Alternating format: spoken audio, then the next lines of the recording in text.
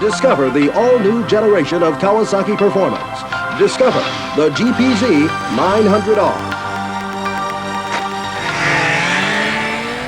Yes, it was in the first Top Gun movie, and yes, it was in the second one, and yes, it's a pretty cool motorcycle. But there are many more reasons why the GPZ900 is so iconic.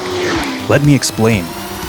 First things first, the firsts. It was the fastest production motorcycle of its time and the first one to break 150 miles per hour.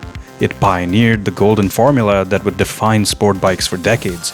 Most importantly, it pioneered an aircraft-style fuel filler cap, which is a most definite 100% guaranteed hit with ladies. I guarantee it. The engine formula that Kawasaki perfected has largely remained the standard to date. 4 cylinders, inline-4, double overhead cams, 16 valves, liquid-cooled. I know it's a bit trite to say these days, but they really did try to reinvent it ground up. Every part had to fight for its place. While you were out partying, several nameless, faceless Japanese engineers studied the blade and toiled away in secrecy for half a decade. And boy, did they get it right.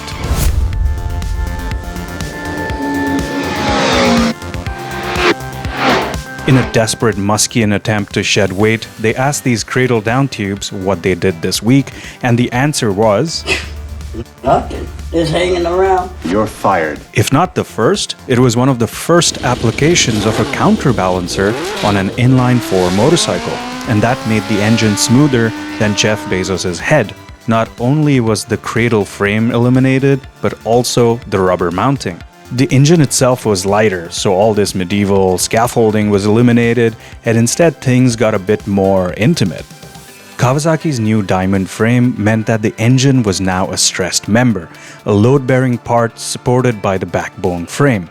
Despite using good old steel, they exemplified about 10 to 15 pounds. An engine that sits lower means a lower center of gravity, and a narrower engine meant more lean angle. A first on any superbike. A first on any superbike, Kawasaki gave the 900 a cutting-edge anti-dive suspension system called AVDS, or Automatic Variable Damping System. The theory was that since anti-dive is only needed when braking, let's just have valves restrict fork oil flow in proportion to the braking pressure.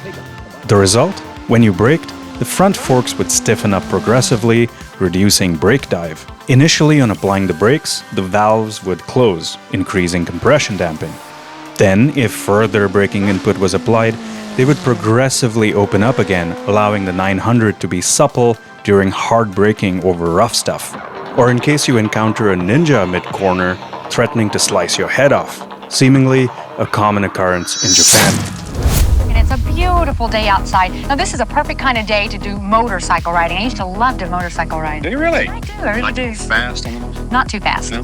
Well, you know, motorcycle manufacturers have one rule of thumb. Whoever makes the fastest bike makes the most money. And Kawasaki has a new bike, and they're out to prove that it's the fastest. When launched to the American media in 1983, the journalists were awestruck. This stock 900 was laying down sub-11 quarter-mile runs. A record-setting performance from a stock 908. Perhaps they got a little too carried away with their praise, but it seems like Kawasaki offered to sell them GPZ 900s on the spot for a third of the price.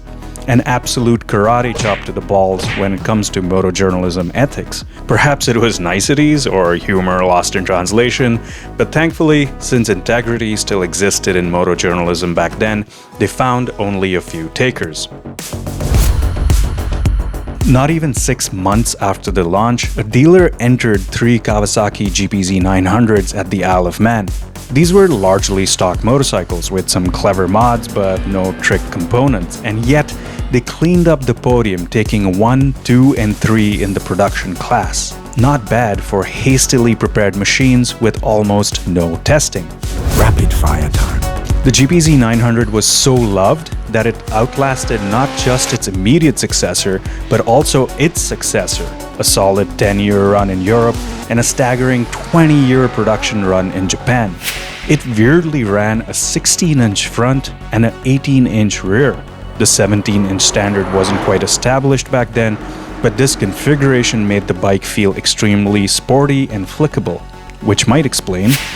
Lou Reed loved his GPZ so much that he wrote a song about it. I took my GPZ out for a ride. GPZ so much, you know, that I could kiss her. Guess he really did love his motorcycle. No, like, really. Kawasaki wasn't exactly a small company back then, but scrappiness and cost efficiency was still very much baked into their ethos. The project couldn't afford expensive computer time, so the bike was painstakingly honed and perfected through thousands of hours of riding and testing. As if that's something to complain about. Maybe they should have hired Lou Reed. It's not like the GPZ's competitors weren't good. They were.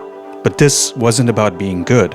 Just like the TopGun program, the GPZ900 was about being the best of the best. A torch that's proudly carried by the absolutely manic Ninja H2R that was so fast at 400 plus kilometers per hour that it's not even road legal.